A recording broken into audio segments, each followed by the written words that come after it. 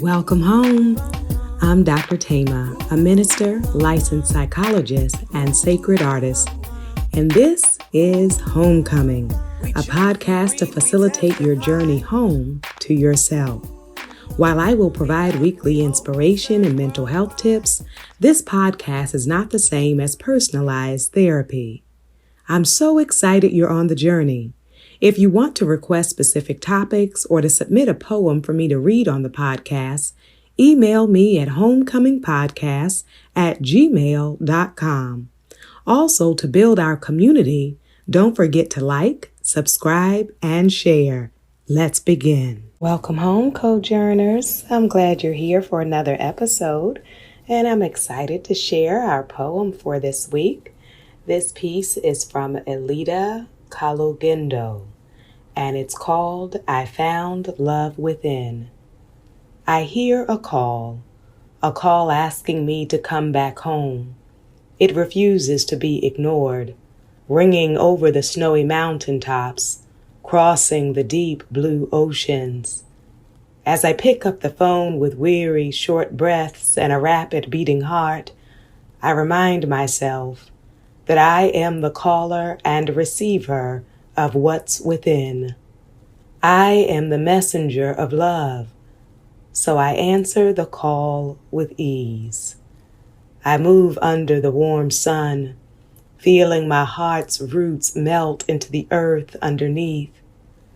My heart slowly opens to the sky, singing alongside the hummingbirds. My ears open to the gates of heaven.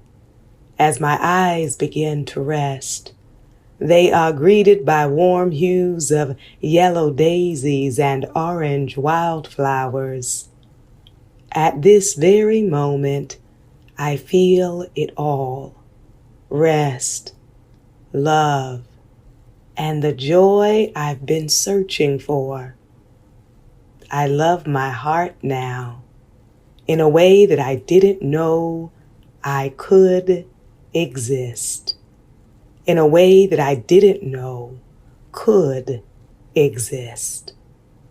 Yes, Elida, thank you so much for your beautiful poem, Finding a Love Within. It is so thoughtful and paints that picture for us of the anxiety, the nervousness that many people talk about when they begin this homecoming journey, and then having to remind ourselves that this is the journey back to us.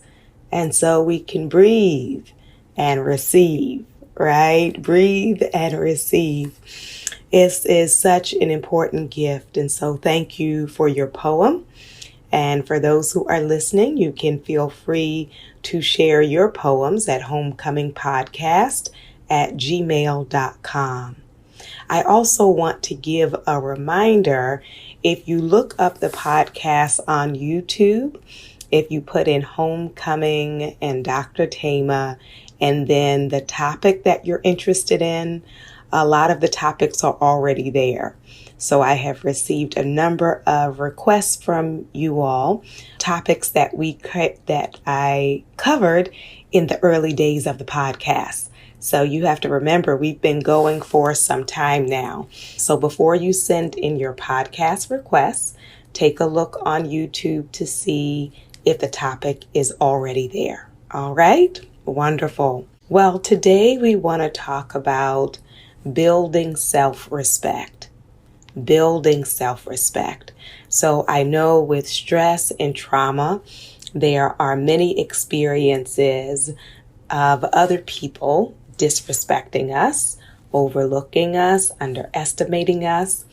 And then if we are honest, we also want to acknowledge the times that we did not respect ourselves, the times that we dishonored ourselves, the times that we did not treat ourselves well.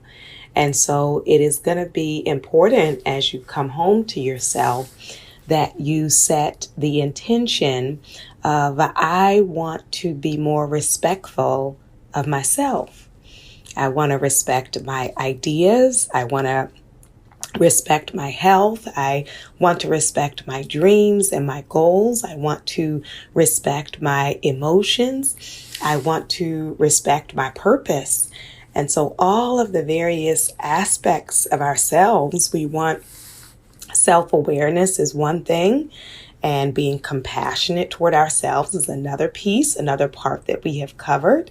And we've talked about building self-confidence. But I really want us to focus on today, in this season of our journey, of how can I better respect myself? And that requires an honest reflection within myself. What are the ways that I am currently participating in my disrespect or my dishonoring? What are the ways that I have not been appreciating myself? What are the ways I have been devaluing myself? What are the ways I've been reducing myself?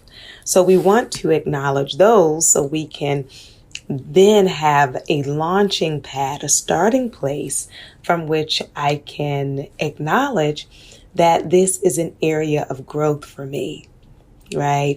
If I don't acknowledge the ways I have dishonored myself, then I can think I have nothing to work on in this area, right?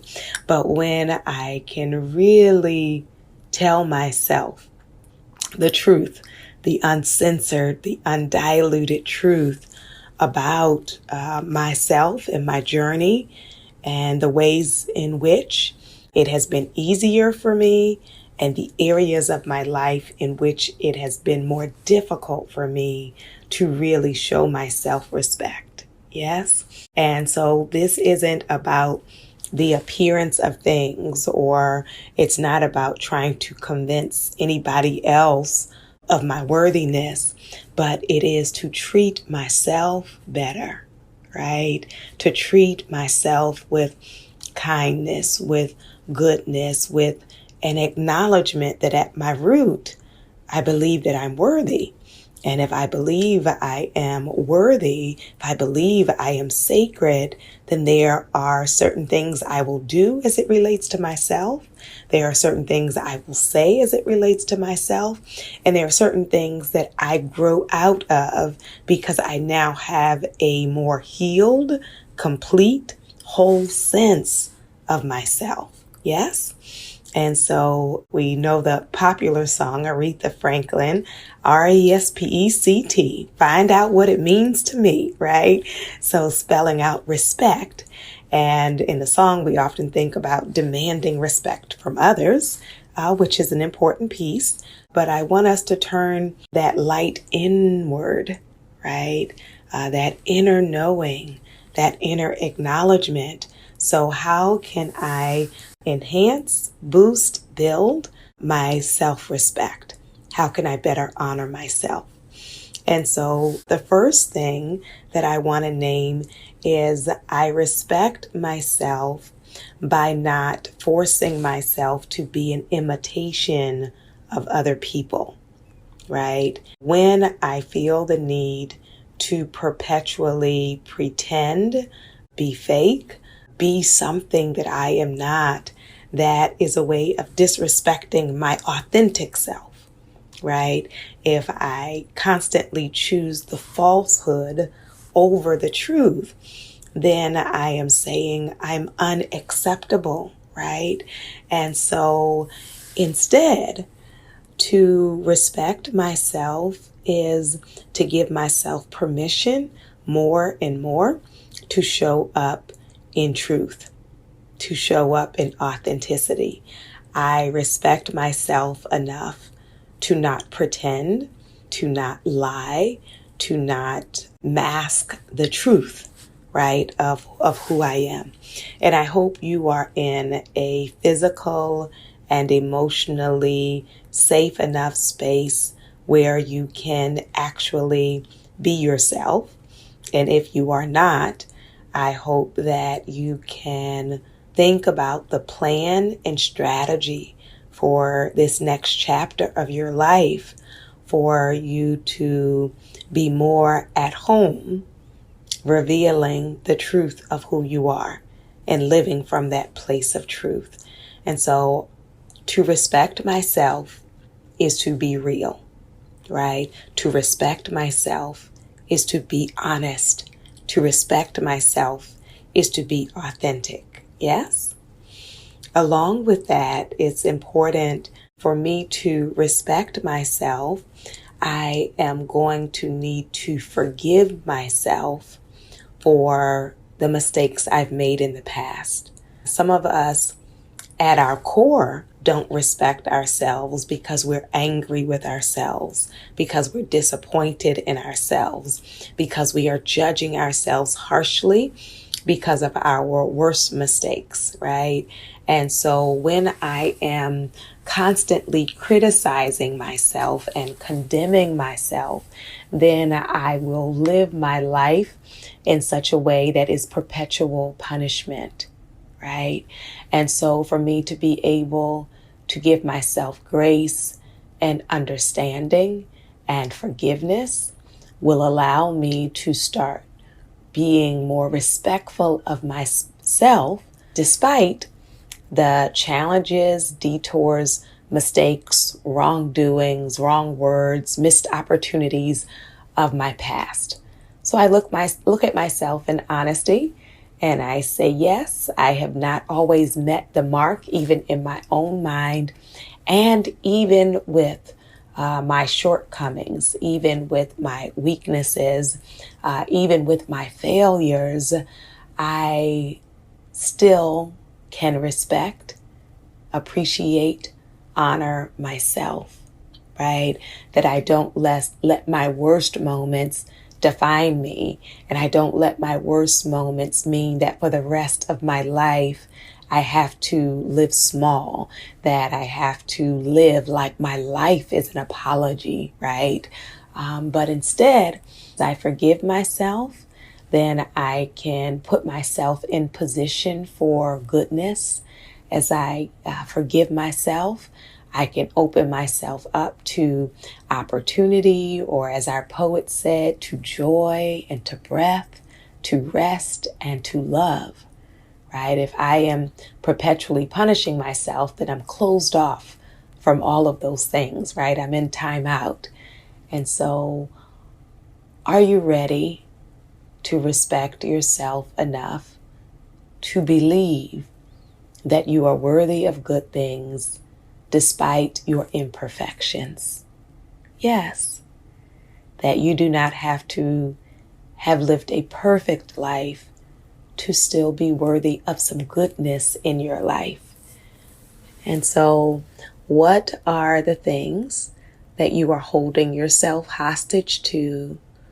What are the moments from your past that have made you believe you are not worthy of respect, of kindness, of care, of goodness? And so this feels like a good season, as good a season as any, to really practice self-forgiveness. Yeah?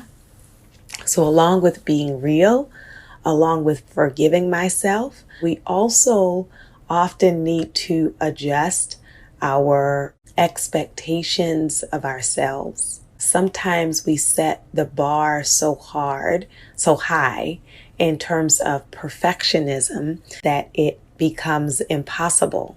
And so we set ourselves up for failure by putting too much on our plate, right? And then we say, oh, I messed up again, or I didn't do enough again, didn't do enough as a parent, as a partner, I didn't do enough in my career or in my schooling, or I was not a good enough daughter or son, or whatever the mark is, right?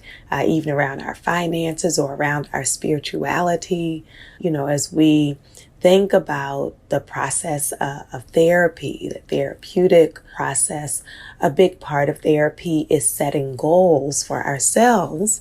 But when we set goals for ourselves, we want to set goals that are a stretch, but are attainable, right?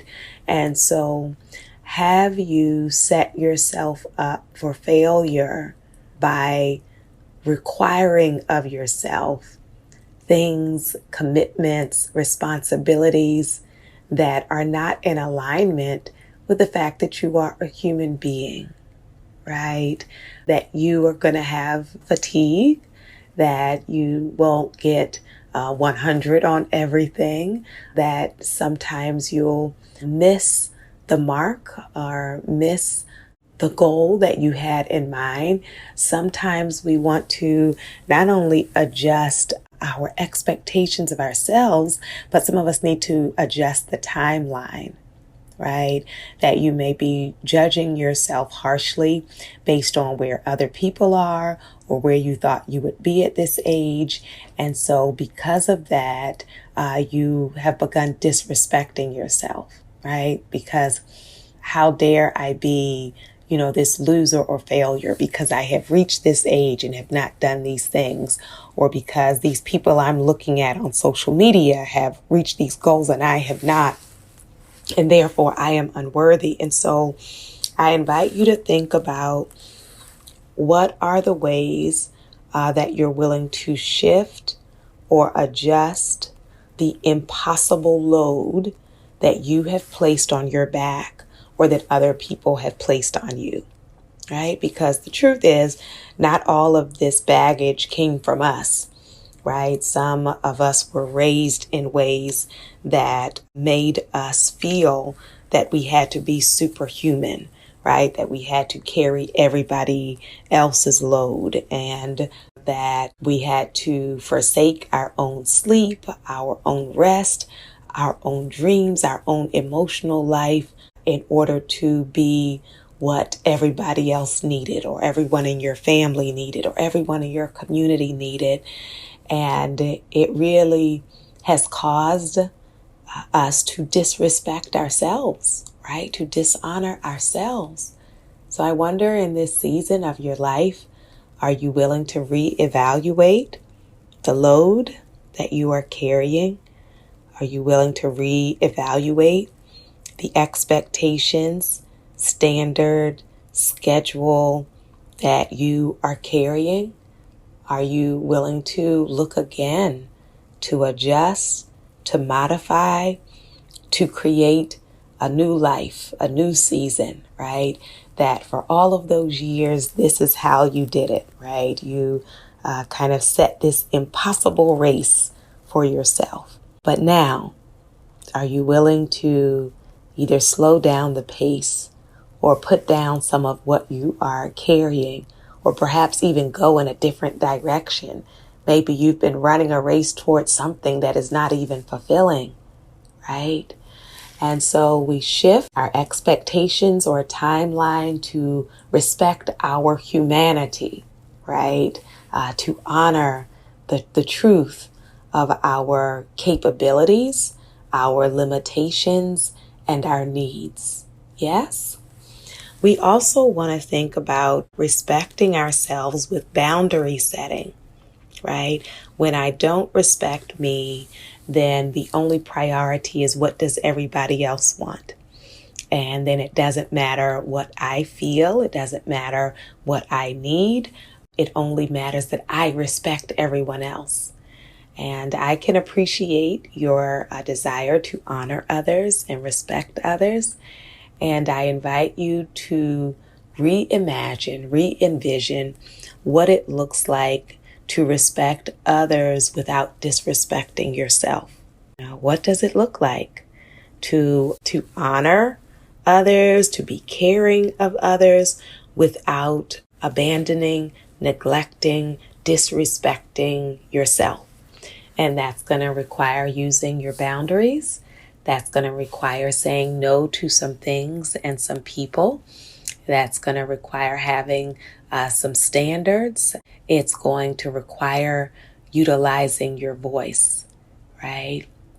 So a part of respecting yourself along with boundary setting is going to be assertiveness and self-advocacy, right? Being willing to speak for yourself.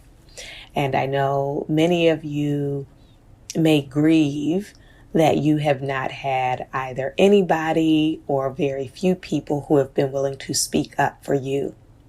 And while that is hurtful and painful, I wonder if you can be honest about the ways in which you have come in agreement with that by not speaking up for yourself, right? So it's one thing to consider that I never had a family or friend or partner speak up for me. But then I need to also think about, have I ever spoken up for myself? What are the ways in which I have silenced myself? What are the ways in which I have gone along with experiences, job, relationship, family that have been disrespectful of me, and I have been silent, or I have even verbally agreed with things that were dishonoring me, right? So I'm not talking about those of you who may be in a situation of violence, right? That when you are living under threat and having to be silent as a survival strategy.